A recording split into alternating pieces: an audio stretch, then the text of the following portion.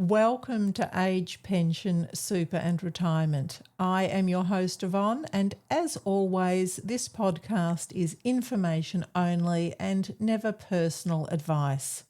Today, we will be looking at the Gender Superannuation Gap.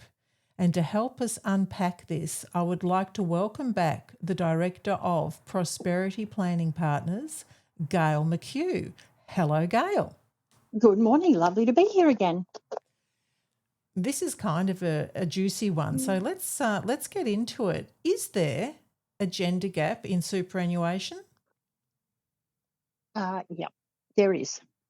Not so much in the current 25 to 30-year-olds and a little bit older, but when it comes down to in the old days, women have and continue to traditionally work part-time when there's a need to care for family. So whether it be having babies, stopping to care for their parents, it means that in the old days when people had a minimum requirement of having to earn $450, now I'm talking back in 1990s here, not current numbers, because everyone earns $450 quite readily now. But in those days, if you earned less than $450 in a month, your employer did not have to pay you superannuation. So therefore, most women were, shall we say, kept under that $450 a month earning capacity so that their employer didn't have to pay super. And I want you to stop and remember that when super came in, super guarantee charge, it came in at 3%. We're currently, it came in 1992, so around 33 years later, sitting at 12%. Those older women have got, in some instances, less than half of what their similar aged partners have in super. There's studies that show, this is not just my opinion, it's actually an Australian Bureau of Statistics finding that there is a definite gender inequality based on superannuation holdings. And from what you've described, these are significant differences. Well, I've been planning for 28 years, so I've got only a couple of female clients who have very significant superannuation balances, but it's because they've understood superannuation and they've contributed themselves as well, and we've done salary sacrifice strategies. For most people, they've never understood the value of either seeking advice or just even making a small contribution to super themselves. That's so true. And you mentioned about caregiving and that if these women were working part-time, was there a certain figure that if they earned less than, they didn't get superannuation, or what was that about? Yeah, it's $450 was the cap, and that's only been taken away in the last couple of years. So if somebody earned less than $450 per month, they did not have to be paid super. Now they have to be paid super from $1 of earnings. Yes. So they have adjusted the legislation to make it so that, everyone who's working right now from $1 gets paid super. That's so interesting. I'm curious as well, back in the day, was superannuation considered in divorce settlements? No, it frequently wasn't, because it was something that was, shall we say, on the never. It was so far down the track that people couldn't even conceive that it was going to be an important financial asset. There was no concept of how superannuation worked, and it wasn't considered to be part necessarily of the joint asset pool, whereas now it's definitely part of the joint asset pool. But you also have to stop and think. Attitudes have changed. Awareness of our rights have changed. So there used to be no such thing as a no-fault divorce. Now there is a no-fault divorce, but everything gets included in your financial settlement. And sadly, there are still people who will do their own off-the-record financial settlement and leave out the superannuation. Yes, this is so interesting. And just to find out a bit more about this superannuation, are you saying if someone, say, was relatively young, and then were you describing a situation where they wouldn't have been able to even conceive how how much their partner's superannuation would grow to. Correct. Because if you think about it, most people don't understand how investment markets work. They just basically go, I got paid this, I spent that, oh, I've got money left over, or whoops, I'm short this month. That's most people's financial planning. And I'm curious, this might be a bit of a stretch, but just to give our listeners a bit of insight, if someone's a long way off from retirement and there is superannuation involved, how are they settling on something that's not available till decades later? There's a thing called superannuation splitting, and that is actually can be ratified under a binding financial agreement or through a court-based agreement. And effectively, you can end up with the partner having no super, but then they end up with a certain amount from the superannuation of the partner. Okay, so by law, it will just be moved. Yep. It can be set up. Personally, I'm divorced. So when we were getting divorced, my ex-husband was very concerned to protect his superannuation because he was older than me and closer to retirement. And I said to him, look, I have no intention of taking any of your super, but it has to be included in our overall calculation, as does mine. And we'll split everything else in accordance with the agreement that we came up with. But you will definitely keep your super, because I didn't want to disadvantage him and take his super, and he would have had a claim on my super as well, which is basically why we went, look, let's not get messy. Let's allow us to keep our own superannuation and work it out, the split in the middle somewhere with our other assets. If you're in a position that you can do that, that's great. But if you're not in a position that you can do that, then it can be that somebody might have $300,000 in super and somebody might have $50,000 in super because they've not worked or whatever the situation may be.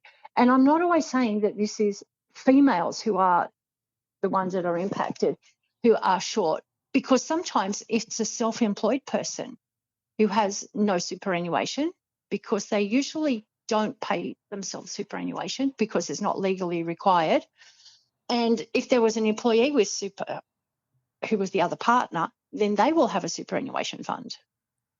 So sometimes I've seen the female have to split money with the male because of those types of circumstances. That's such a good point about the self-employed. Also, perhaps they may overlook their own superannuation. It might be a good opportunity for people that are listening to this and want to even things up. Would you be able to explain to our clients what superannuation splitting is?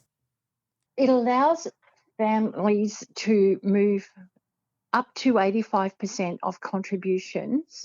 So if you've got superannuation guarantee contributions going in, I'm going to use a round number for the example. $10,000 has gone in from your employer. You would have to leave $1,500, which is the 15% contributions tax, in partner A's account. And then you could, in that financial year, arrange to move 85% of the contributions for that financial year to the non-working spouse, or to even it up to the lower person. That's so helpful, and I'm sure, once again, something that some people didn't know existed and can be really useful. It can be useful. It can be quite useful. But you also have to stop and think that if it is split, it's still then going to be considered to be a taxable contribution in the receiving member's account, because it's gone in as a taxable contribution. So it doesn't change the tax status, is what I'm getting at. They won't pay contributions tax, but it doesn't change the tax status. There's always, and then the other thing, the other part. It's financial planning. It's like the domino effect. You think of one thing and then it's what's the next, what's the next, what's the next. Now, for those that are a bit older, and most of the people in our Facebook group, the highest age bracket is over 65. So if we think about people perhaps 70s or even in their 80s, I can think this may have applied to my mum who's in her 80s. Were there rules around married women working? Oh, yes. My mum used to tell the story. She worked for Commonwealth Bank when it was government owned. And as soon as she got married, she had to basically resign because at that stage they employed single women, and married men were fine, but single women who needed to support themselves, the expectation was societally at that point that the male would provide for the family. So yes, there were rules around whether you could work if you were married or not, depending upon who you worked for. And I think this is where we sometimes, because we don't know, that there are these reasons why these gaps are so significant. I can use myself as an example. At one point, I only worked 2 days a week, but I had 3 kids under 6, and I don't even know how I got to work and got them out of the house to school and daycare and whatever. But at that point, I actually had somebody say to me, Gayle, you don't need to work. Your husband has a business. And I went, yeah, but you need to understand our employees and all of our creditors are paid first. So it's helpful to have a second form of income, and that meant that I now have a very healthy super fund, because all the way through that, I contributed to super. Now, I started work at 17 and I'm 63. So I've contributed to super all the way through. Initially, I didn't know why I was contributing to super, because somebody said to me, trust us, sign this form. And I did. As a 17-year-old, I had no idea.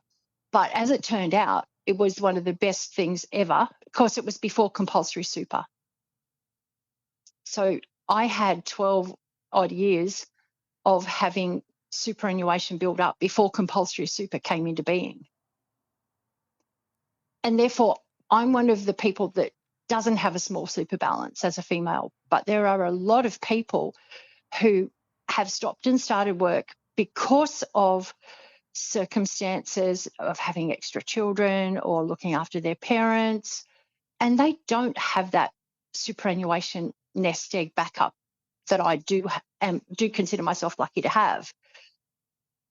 But when it comes down to it, me being told you shouldn't be working, that's a totally different societal expectation now, that every woman and every human who wants to work has the right to work. We're not judged for working. And I have to say, I'm a horrible person when I'm bored. So it's been in my family's best interest for me to work.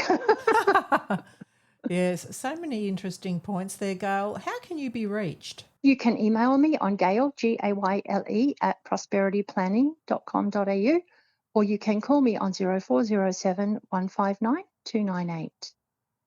Thank you, Gayle. And I think to wrap up, we've talked about the gap in superannuation, and you touched on gaps in careers. So whether people weren't allowed to work or whether they were giving care to other family members or their children, those earnings would have been impacted, and that also impacts the superannuation. Can you speak on that? So if you've got 3% of additional money going to super, as it was way back in the 1990s, and it sat there and it's compounded and compounded and compounded, got a really tidy little nest egg. But if you're talking about current contribution rates for people who might be stopping and starting work, they're having 12% of their gross income contributed to super. And wages between the 90s and now have grown exponentially. So most people in those days may have worked for part-time for $25,000 a year. You are finding people who are earning. I have a client who works in a large corporation in Sydney, and she's earning around $150,000 for 4 days a week.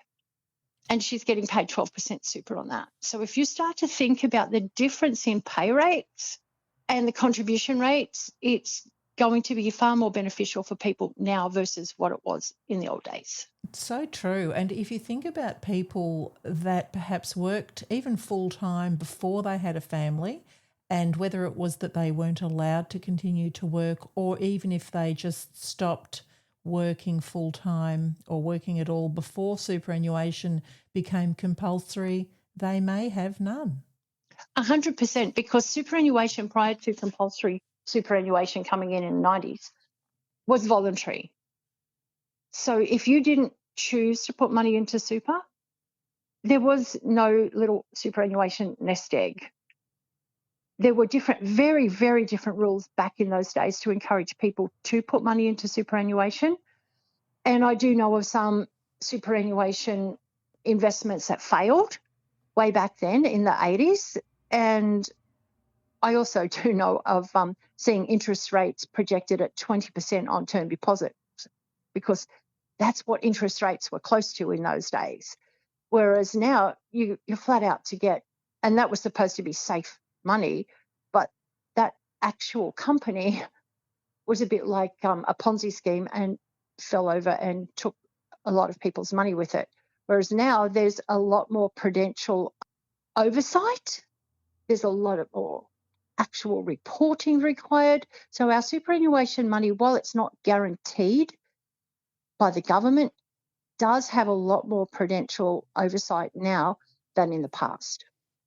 It's so interesting. And I'm curious, Gayle, just to finish up, if someone didn't have a superannuation account and they were, say they were in their 80s and they downsized and they were theoretically allowed to contribute to superannuation, is it feasible to put money into superannuation if you don't have an account at any age? Absolutely.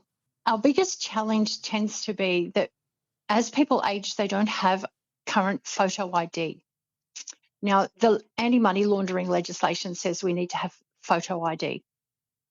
And it's really very, very difficult to be able to open an account of any sort, whether it be a bank account or superannuation, without photo ID. So my tip for the day is, as our oldies age, get them an over 18s or an 18 plus card, which has their photo on it and proves that they are a legitimate citizen. We all know that they are, but from government records perspective, it proves that they are legitimate citizens and that they will be able to then quite readily open an account because they do have photo ID.